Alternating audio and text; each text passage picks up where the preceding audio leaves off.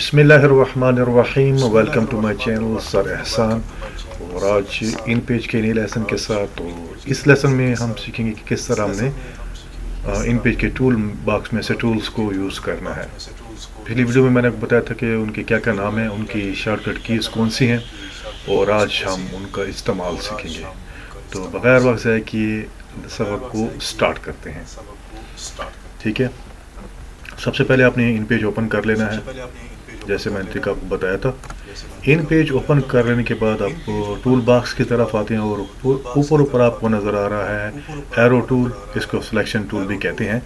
ठीक है, अब यहाँ पर नीचे ये जो आपके बॉक्स टूल है उनमें से एक सेलेक्ट कर लेते हैं और एक बॉक्स बना लेते हैं। ठीक है, सपोज़ मैंने यहाँ पर एक बॉक्स बना लिया। अब मैंने इसको क्या है सेलेक्ट करना है, तो मैं इस सिलेक्शन टूल के ज़रिए भी इसको मैं सेलेक्ट कर पाऊँगा। जो एरो टूल है इसको सेलेक्ट टूल भी कहते हैं। इसी के ज़रिए मैं इसको सेलेक्ट कर सकता हूं और दाएं बाएं ऊपर नीचे क्या है इसको मूव कर सकता हूं। अगर ये सेलेक्ट ना करूं तो मैं इसको मूव नहीं कर सकता दाएं बाएं ऊपर नीचे। ठीक है, एक ये है। और उसके बाद नेक्स्ट जो हमारे पास है वो है आई बीम टूल भी से हम कहते हैं। ठीक है, हैंड टूल भी कहते हैं। इसका क्या फंक्शन होता है कि जब भी मैंने यहाँ पर इन पेज में कोई चीज़ टाइप करने लिखना है तो मैं ये हैंड टूल या आई बीम टूल सेलेक्ट करूँगा, तभी जाके मैं लिख पाऊँगा। अब यहाँ पर देखें, ये इसको कर्सर भी कहते हैं, इंसर्शन टूल भी कहते हैं, आई बीम भी कहते हैं। ये ब्लिंक कर रही है, कि जब ये ब्लिंक कर रही होगी तो मैं जो भी लफ्ज़ टाइप करना चाहूँ मैं कर सकता हूँ। जैसे कि मैं लिखता हूँ कि मेरा नाम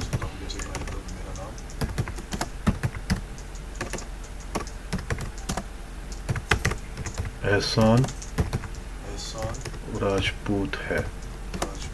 ठीक है, तो जब तक ये ब्लिंक नहीं करेगी तो आप इन पेज पे क्या है कोई चीज़ भी आप टाइप नहीं कर सकते। ठीक है, चलो इसको छोड़ देंगे, मैंने लिखा है यहाँ पर ऐसा। तो जब तक ये ब्लिंक करती रहेगी तो आप यहाँ पर टाइप कर सकते हो। अगर नहीं ब्लिंक करेगी ये आई बीम टूल या हैंड टूल सेलेक्ट नहीं होगा तो आप यहाँ से आप कोई चीज़ टाइप नहीं कर सकते, लिख नहीं सकते। ठीक है, उसके बाद नेक्स्ट जो हमारे पास है रोटेशन टूल, कि आपने कोई बॉक्स बनाया है, टेक्स्ट बॉक्स या पिक्चर बॉक्स, जो आपने कोई शेप आपने सेलेक्ट कर लिया। ठीक है, तो आपने उसको क्या करना है, रोटेट करना है। ठीक है, तो आप वो क्या कर सकते हैं, रोटेशन टूल के ज़रिए आप उसको दाएं बाएं ऊपर नीचे राइट लेफ्ट जिस तरह भी चाहिए आप उसको रोटेट कर सकते हैं, घुमा सकते हैं। ठीक है, रोटेशन टूल के सेलेक्ट करने के बाद ठीक है सेलेक्ट कर लेना है और फिर आपने उसको क्या अपनी मर्जी से क्या आप उसको बॉक्स को आप मूव कर सकते हो दाएं बाएं ऊपर नीचे जैसे भी है। ठीक हो गया।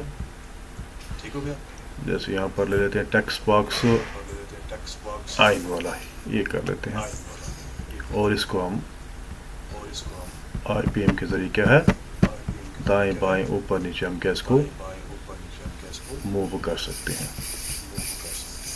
ये देखें, अब इसको बड़ा छोटा भी आप कर सकते हैं और मूव भी कर सकते हैं। अगर दाएं बाएं ऊपर नीचे आपने इसको मूव करना है तो आप इसके ज़रिए इसको जो है दाएं बाएं राइट लेफ्ट ऊपर नीचे आप इसको क्या मूव कर सकते हैं। ये है रोटेशन टूल का काम। ठीक है, इसको मैं यहाँ पर रख दूँगा, इसको बीच में रख दूँ ऐसे तो यहाँ पर आ जाएगा। ये है रोटेशन टूल का काम। उसके बाद नेक्स्ट जो है हमारे पास शॉर्टकट की, थोड़ा आगे पेज पर बना लेते हैं। ठीक है, एंड टूल को सेलेक्ट कर लेते हैं पहले, और नेक्स्ट जो चीज़ हमारे पास है उस पर हम कर लेते हैं जो टेक्स्ट टूल है हमारा आइन। ठीक है, कोई भी हम बनाते हैं टेक्स्ट टूल। पहले देखो आइन लिखा हुआ है, यहाँ पर एक बना लेते हैं बॉक्स और फिर एक और बना लेते हैं इसके साथ दूसरा। ठीक है, अब हमारे पास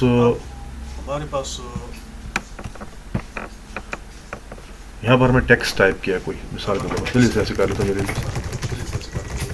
तो जितनी स्पेस होगी ये उतना टाइप करेगा, जितनी हमारे पास स्पेस होगी उतना टाइप होता जाएगा। ठीक है, उसके नीचे फिर रेड लाइन आ जाएगी। तो यहाँ पर हमारे पास दूसरा टेक्स्ट बॉक्स है। अब हम दोनों को लिंक करना है कि यहाँ पर जब कुछ लिख रहे हैं तो जब यहाँ ये पेज ये बॉक्स ख़त्म हो जाए तो उसके बाद ये नीचे वाले बॉक्स में खुद बहुत लिखना शुरू हो जाए। तो उसके लिए हम यूज़ करेंगे टेक्स्ट बॉक्स टूल जो हमारे पास है। ये दो बनी हुई चेन आपस में कनेक्टेड है, इनको टेक्स्ट बॉक्स लिंकिंग टूल कहते हैं। अब देखो यहाँ पर दो हमारे पास एक स्क्वायर या बॉक्स आ गया। अब इनको हमने लिंक करना है। ठीक है, अब ये देखें इसके साथ इस पेज के साथ अब लिंक हो गया। ठीक है, इसको कहते हैं टेक्स्ट बॉक्स लिंकिंग टूल। अब यहाँ पर मैं कोई टाइप करूँगा, हैंड टूल को हम लाजमी सेलेक्ट करेंगे। ठीक है, अब जो भी टेक्स्ट वहाँ पर जगह ख़त्म हो जाएगी तो नीचे वाले उसमें टाइप करना शुरू कर देगा, क्योंकि टेक्स्ट को हमने क्या है, दोनों बॉक्सों को हमने लिंकिंग टूल के साथ लिंक कर दिया है। अगर हम इसको डी लिंक करना चाहते हैं कि नहीं, ये हमने इसको लिंक किया नहीं करना चाहिए था, तो हम इसको दोबारा क्या करेंगे, इनको सेलेक्ट करके दोबारा हम डी लिंक कर लेंगे। तो नीचे वाले चैन्स बनी हुए हैं डिस्कनेक्टेड है, आपसे टूटी हुई है, इनको आपने सेलेक्ट कर देना है। ठीक है, अब ये आपके पास आ गए। पहले दोनों बॉक्स ये एरो की नजर है, लिंकिंग है, यहाँ पर आपने इसको क्लिक कर देना है तो ये क्या है, डी लिंक हो जाएंगे। ठीक हो गया। अब ये दोनों बॉक्स क्या डी लिंक हो जाएंगे। अब यहाँ पर जो चीज़ भी आप लिखोगे वो नीचे वाले बॉक्स में टाइप नहीं होगी। देखो यहाँ पर क्या जगह ख़त्म है, दोबारा इसको थोड़ा बैक स्पेस करके ख़त्म कोई और ड्राफ्ट लिखता हूँ।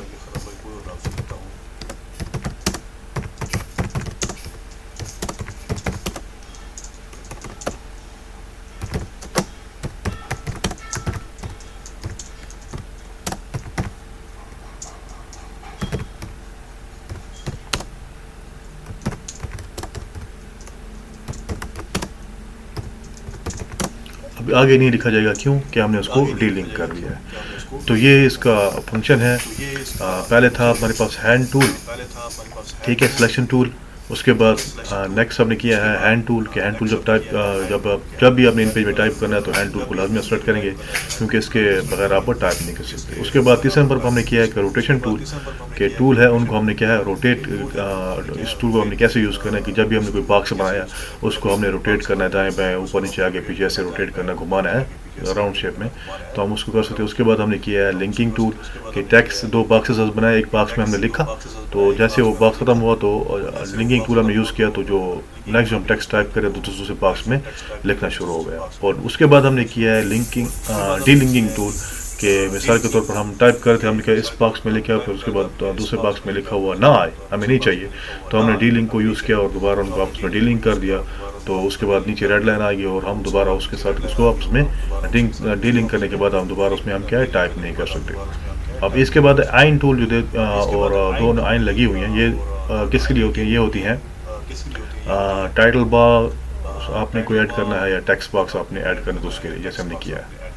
और उसके बाद हमारे पास है पिक्चर बॉक्स टूल, तीनों शेप्स हैं, रेक्टेंगुलर है, राउंड रेक्टेंगुलर है, स्क्वायर शेप में है, तो उसमें कोई पिक्चर हमने ऐड करनी है। ठीक है, तो उसके लिए हम यूज़ करते हैं। इसको हम अगर सेलेक्ट कर लें, ठीक है, यहाँ पर बना लें अगर, ठीक है, और इस पर क्लिक करेंगे पिक्चर ऐड करने के लिए। ठीक है, तो जहाँ पर आपने कोई पिक्चर रखी हुई है कोई से भी,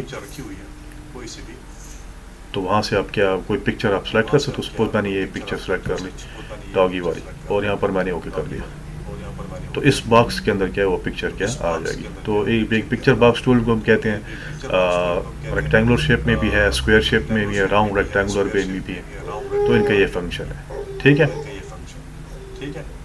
और इन बॉक्सेस का भी यही सीन है कि आपने कोई बॉक्स ऐड करना, उसमें कोई टेक्स्ट टाइप करना है, ये भी हमने किया है। और एंड में आपके पास है पॉलीगॉन टूल्स की कोई, अच्छा, तो ये हमारे पास पिक्चर बॉक्स टूल है। मैंने बताया कि कैसे आपने कोई पिक्चर ऐड करनी, पहले इसको आपने सेलेक्ट कर लेना है। ठीक है, यहाँ पर आपने वो शेप ड्रा कर लेना है, राउंड रेक्टेंगुलर है, स्क्वायर है, तो यहाँ पर आपने क्लिक कर देना है माउस के बटन से, लैपटॉप के कोई जो भी है, फिर आपने सेलेक्ट कर लेना है कोई पिक्चर आपने ऐड करनी है, कोई सी भी।